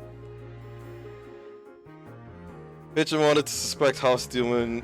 Wanted people to suspect House Steelman for the murders, yeah. They used Lucio Steelman's daughter to commit the crime. Then they intentionally left him alive to cast suspicion on him. That's why they used my daughter? Not a tinge of anger you feel from him. Anyways, that leads me to my next point. Imagine if we never discovered Arya's blood contract with the Empress of Discord. What would have happened? We'd still think that Miss Steelman succumbed to Mage Blight. She would have been convicted for the murders, and trust in House Steelman would be forever diminished.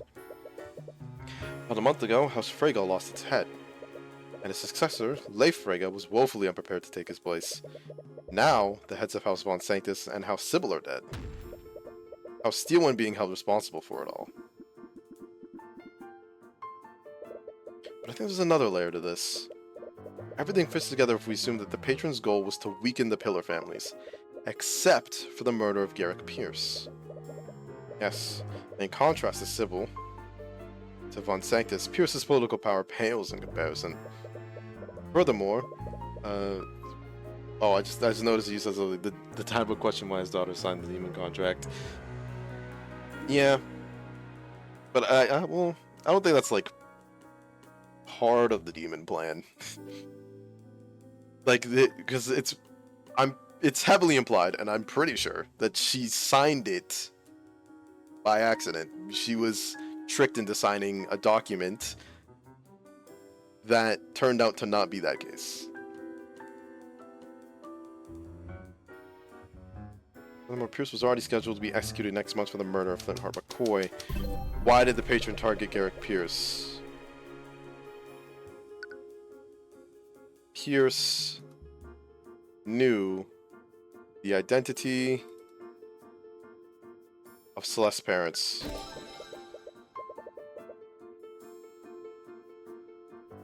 Question why his daughter signed the contract, yeah. But, all good. Bishop murdered Pierce because they needed him to die quickly as possible. Pierce knew the identity of Celeste's biological parents. Parents? Remember what Pierce said when he showed up for the meeting. You finally arrived. I suppose this means you finally decided. You two? Got your letter. Letter? What letter? You sent us a letter, Pierce, so that you knew who Celeste's parents were. I did send a letter, but not to you two. You weren't the intended recipients of that letter. That's right. So that leaves one last question.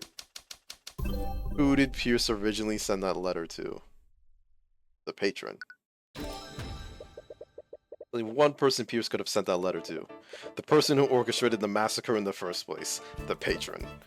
That means the patron is someone who would be threatened by Celeste's parentage.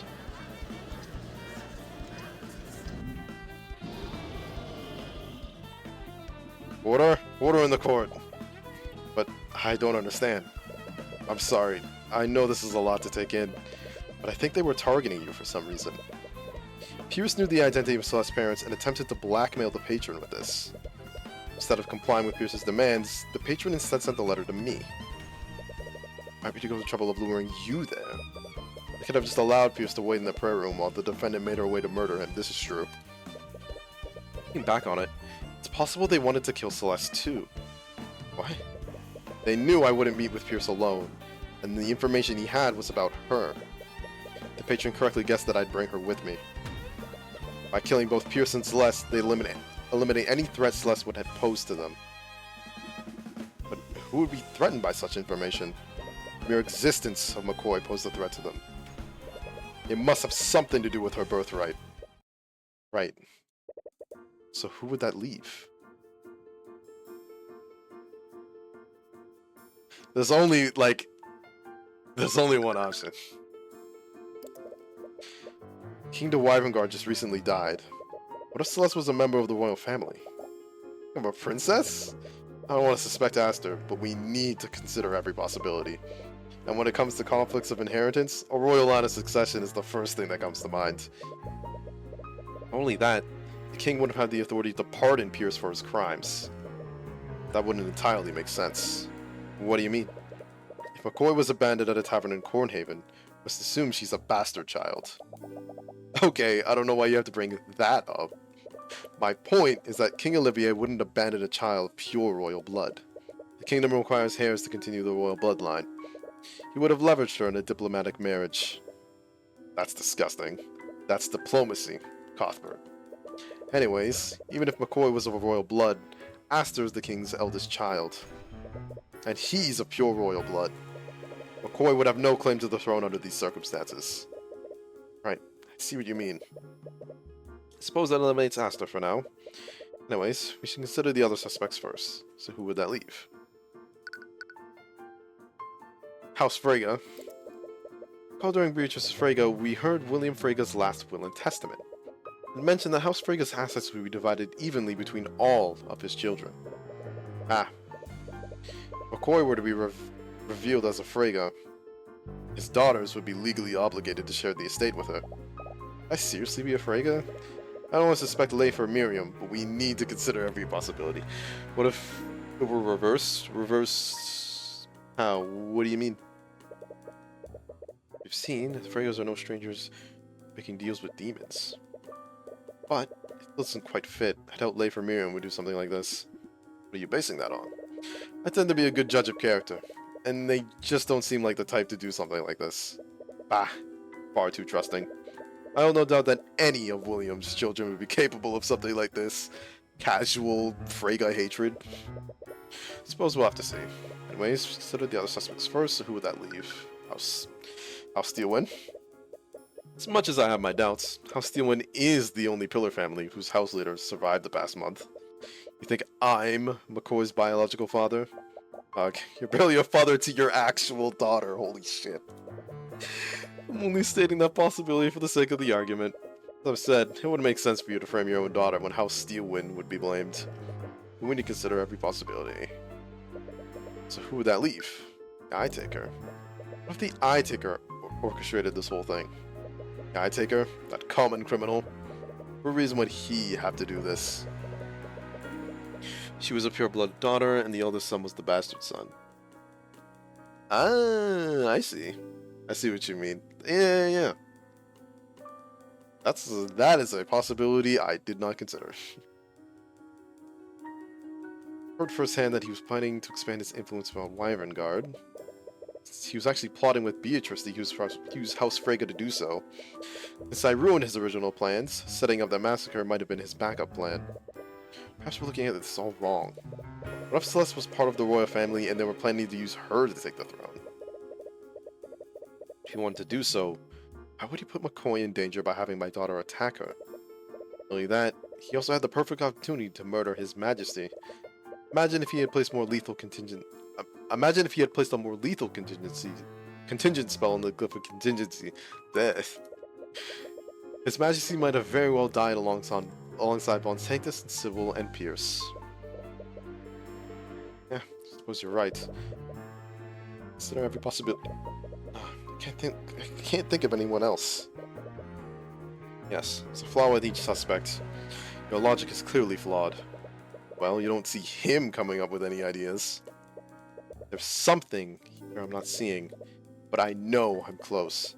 It's a missing piece that ties this all together. Regardless, we still have no idea who this Empress of Discord is. I'm loath to allow such an individual to walk freely through Wyverngard. Your Grace, you've been alive since the creation of Wyverngard and magic. Do you know who this demon is? I can't say I do. Demons tend to take on many titles over their lifetimes. Whoever this Empress is, they are brave to so blatantly encroach on my domain like this. Well, suppose we'll just have to cross that bridge when we get there. We obtained a lot of information today, but we clearly have many questions that need to be answered. How should we proceed? What is it, Mr. Cuthbert? I can't help but feel like there's something here I'm not seeing.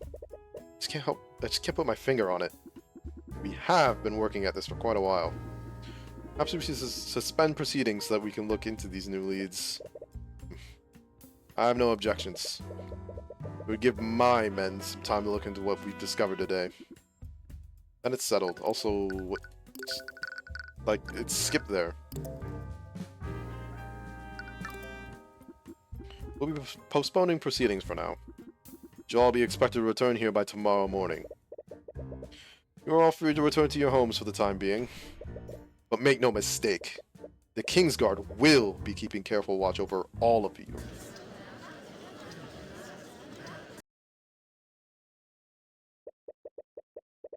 Still that constant nagging sensation in the back of your mind.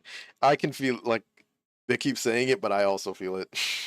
It's like there's something, like it's right in front of us, but you can't quite place what it is. Hey, Tyrion? You've forgotten something extremely important. Tyrion? What is it? What could possibly be so important yet so difficult to remember? Tyrion! Sorry. I was just thinking about everything. I'm getting really stressed out. You want to head back to your house to rest? No. We only have a day until the trial resumes. Can't figure out what happened after tomorrow. The magical traces will dissipate. But you already know what happened. You just don't know who did it. Yeah. But we should speak with the suspects again. If I get lucky, I'll see something through the eye for us.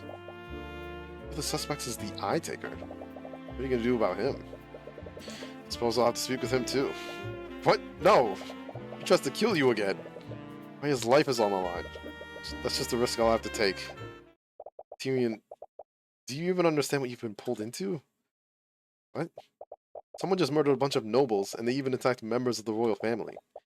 Now there are ancient dragons and demon lords involved too. Isn't this above your pay grade?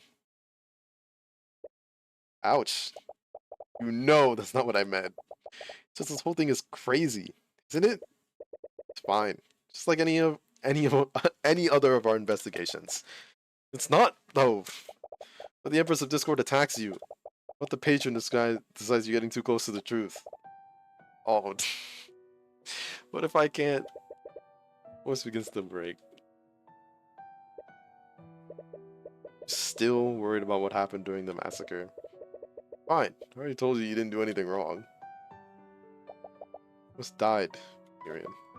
I know. Tyrion. You almost died. I know, Celeste. No, Tyrion, I don't think you do. Do you have any idea how worried I was when she broke past me? I saw you all lying on the floor, so many things were going through my mind. I don't know what I would have done if you were... These are wrong and isn't even close to the other cases. It's not at all, but the premise is the same. Defend my client. And my client is Steelwind, and I will represent her to the best of my ability. Can't even complete that sentence. You're so focused on everything that you forgot that you've been ignoring her. She was attacked by Arya and almost died. You never even thought about how traumatic that must have been for her. I'm sorry. I didn't think... I don't apologize. Just, please just leave this to Lucio and the Skill Board. Done enough already. They can figure the rest of it out. What if it's not enough? I'm not so arrogant that I think they can't do it without me. But what if they can't figure out who the patron is? Aria will spend the rest of her life in prison. What if I could have done something to prevent that? I don't care if that happens. Celeste! I don't care, Tyrion. I'll apologize to her all you want after this, but all I want is to keep you safe. And I don't know if I'm able to do that anymore. Even she seems surprised by what she said. I'm sorry, I didn't mean to... I'm really happy you're a part of my life. What? I know what you're saying is coming from a place of care. And I'm really sorry about how much I've been worrying you lately. But... you're not gonna stop, are you? Like I've always said.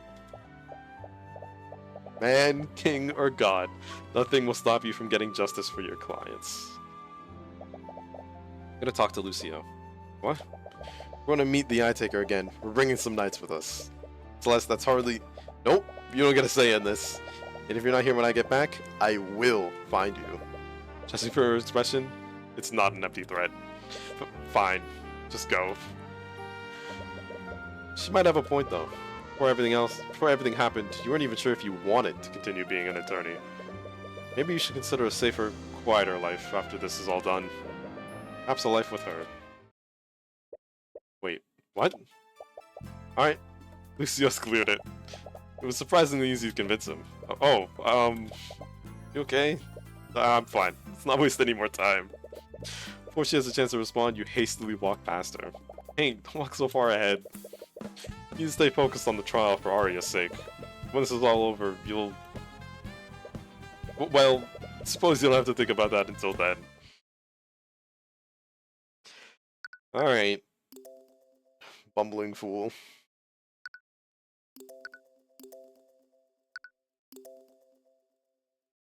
Ooh. Using the Kingsguard teleportation network, you arrive in Ratholm. You haven't seen this view of Ratholm before. This is pretty good. Due to Celeste's insistence, you're being escorted by a division of the Kingsguard. They definitely make you look out of place. As you walk through the city, you draw strange looks from nearly everyone who sees you. Sir, where will we be heading first? It's a little strange giving orders to knights. It's definitely going to take some getting used to. What's wrong? There's definitely something I'm fundamentally missing. But what? Don't push yourself too hard, okay? Yeah, I'll try to pace myself. Anyways, we should speak with each of the suspects and confirm their alibis. That might help me finally put things together. Each of the nobles has returned to their respective homes, but our teleportation network should help you travel around Wyvengard. So, let's hit Frega Manor.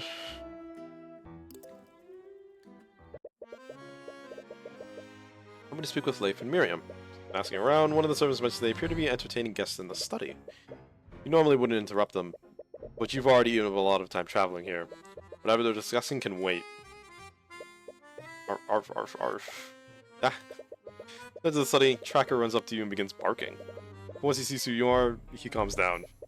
Oh, hello friends. Sorry for Borks, Tracker thought he smelled something bad. Oh, Mr. Cuthbert. Scan the room and see that Miriam is there too. And they appear to be speaking with Lord Asclepius. Said it right this time. Sorry for barging in, Leif. But no, it's no problem at all. Emotions imply that she already knows why you're here. I'll skip the pleasantries. Mind if I ask you a few questions about what happened? Of course, I'll do anything to help with Lady Steelwind's situation. Should I leave? No, you were there with me when everything happened. And your testimony will substantiate my alibi. Why are you so mad at Lazaric? What's up? Leif as a suspect. Leif, I'm sure you know why I'm here, but I just want to preface this by saying that I highly doubt you are behind this. No, I perfectly understand. Frankly, I'm also at a loss. I have no idea who did this. What are you talking about? It's clear that that criminal, the Eye Taker, why don't you go interrogate him? Make no mistake, we fully intend to. But I'd like to cover everyone else before I confront him. Let him be, Miriam. But it's his fault that Beatrice's... My sister knew what she was doing when she gave her testimony. Don't insult her bravery by blaming Mr. Cuthbert for what happened. What? Anyways, Mr. Cuthbert has shown many times that he's acting in good faith, and he's capable of convicting the criminals that even we can't see. Beatrice Frege. Mentioned Beatrice before. Something happened. Happened right after she gave her testimony this morning. She fell unconscious shortly after she left the Scaled Lord's lair. She hasn't woken up since, and Maronath has gone missing. What? Must have been the Empress of Discord.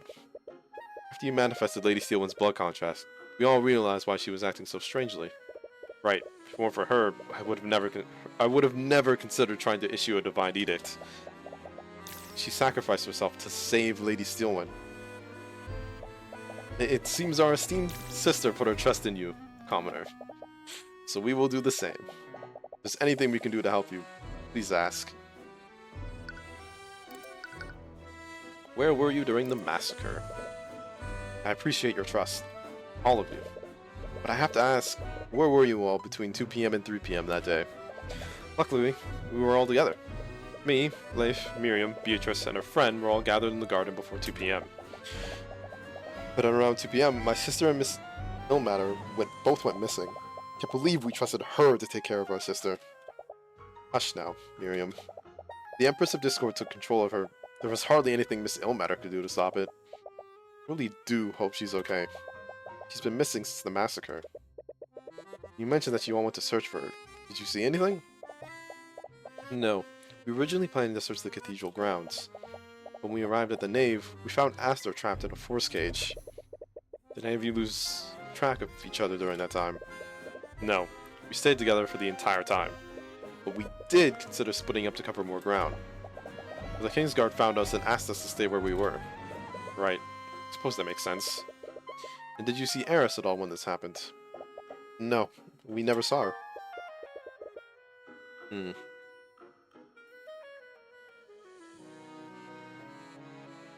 they were in the garden.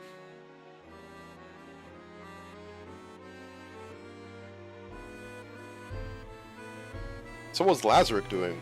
Because he's mentioned here, but not here. I'm missing at the same time that Beatrice did. That's really suspicious. You don't think...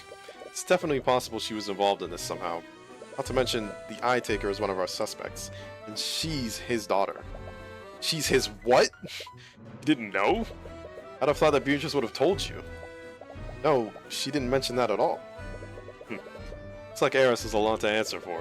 You can even find her, that is. Contracts with a demon. I'm supposed to stop beating around the bush. Have any of you made a blood contract with a demon lately? How dare you, this arrogant little peasant. No, I understand where he's coming from. I want to understand, but the very idea is infuriating. Everyone present, our sister was the only person with known ties to a demon. If she were to share the secret with anyone, it would have been with us. You didn't catch any incriminating thoughts from them through the eye. You've been misled by it before. Nevertheless, we still have no idea who the patron is. I was actually meaning to ask you during the trial. Can't you just use this divine edict of yours to figure out who the patron is? No. To manifest the blood contract, I need the title of the demon and the name of the human they made the contract with. I understand that, but why not just apply brute force? What? To the king's funeral, the Kingsguard had a detailed list of everyone who was present during the massacre. Whoever this patron is, they were working together with the Empress of Discord. That must mean they made a blood contract with her, yes? That's right. I could just keep issuing divine edicts until a blood contract appears. But wait, is that safe? There's only one way to find out. Take out your notes and begin looking at a list of your suspects. You might be at this for a while, so you might as well go in order. You clear your throat in preparation. You hide. At least thy guards have manifested blood contract with Acid or Ivan Guard. Ah!